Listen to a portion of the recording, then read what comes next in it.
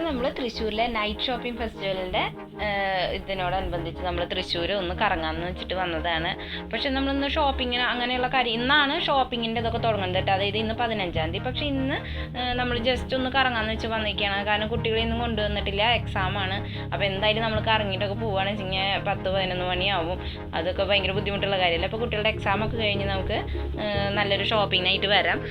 ഇന്ന് നമ്മൾ ഈ തൃശ്ശൂരിലെ റൗണ്ട് മാത്രം ഒന്ന് ജസ്റ്റ് ഒന്ന് കറങ്ങി അടിക്കാം എന്ന് വിചാരിച്ച് വന്നതാണ്. ഇവിടെ നല്ല ശരിക്കും ഇന്നലെ അതിൻ്റെ ഉദ്ഘാടനത്തിൽ അടിപൊളിയായിരുന്നു. 2028ഓളം കലാകാരന്മാരുടെ ശിങ്കാരിമേളൊക്കെ ഉണ്ടായിരുന്നു. പക്ഷെ നമ്മൾ വന്നില്ല കേട്ടോ. സാധാരണ നല്ല തിരക്കുള്ളടത്തേക്കൊന്നും ഞാൻ അങ്ങനെ പോകാറൊന്നുമില്ല. പക്ഷെ ഒരു വ്ളോഗറായ ഞാൻ നമ്മുടെ തൃശ്ശൂർ ഇത്രയും നല്ലൊരു സംഭവം വന്നിട്ട് വന്നില്ലെങ്കിൽ ഭയങ്കര മോശമല്ലേ. അപ്പോൾ ജസ്റ്റ് ഒന്ന് ആദ്യത്തെ ഇന്നാണ് തുടങ്ങേണ്ടത്. അപ്പോൾ എങ്ങനെയായിരിക്കും എന്ന് അറിയാനുള്ള ഒരു എക്സൈറ്റ്മെൻറ്റ് കൊണ്ട് ഒന്ന് വന്നതാണ്.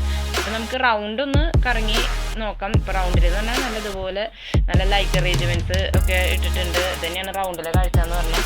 പ്രത്യേകിച്ച് വേറെ പിന്നെ ഈ സ്റ്റേജുകൾ എന്ന് പറഞ്ഞാൽ പല ഭാഗങ്ങളിലായിട്ടാണ്. സ്റ്റേജ് കിഴക്കേക്കോട്ട, പടിഞ്ഞാറോട്ട, അങ്ങനെ പല ഭാഗങ്ങളിലായിട്ട് സ്റ്റേജും ബെലി ഡാൻസ് അങ്ങനെ പല പല പരിപാടികൾ നടക്കുന്നുണ്ട്. ശരിക്കും നമ്മുടെ ന്യൂസ് പേപ്പറിൽ നോക്കുകയാണെങ്കിൽ നമ്മുടെ ഇന്നത്തെ പരിപാടി എന്താണ്, ഏത് സ്റ്റേജിലാണ്, അങ്ങനെയൊക്കെ നമുക്ക് അറിയാൻ പറ്റും.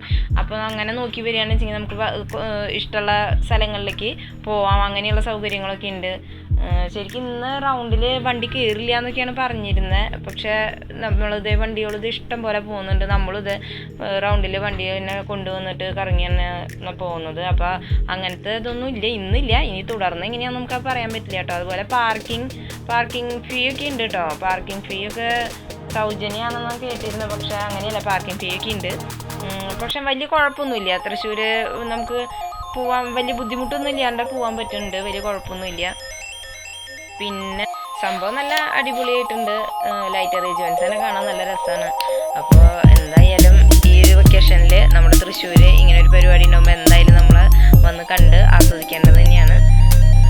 അപ്പോൾ ഇനിയിപ്പോൾ പ്രത്യേകിച്ച് നമുക്കൊന്നും പറയാനില്ല. അപ്പോൾ അത് കാരണം ബാക്കിയുള്ള കാഴ്ചകൾ നിങ്ങൾ കണ്ടു.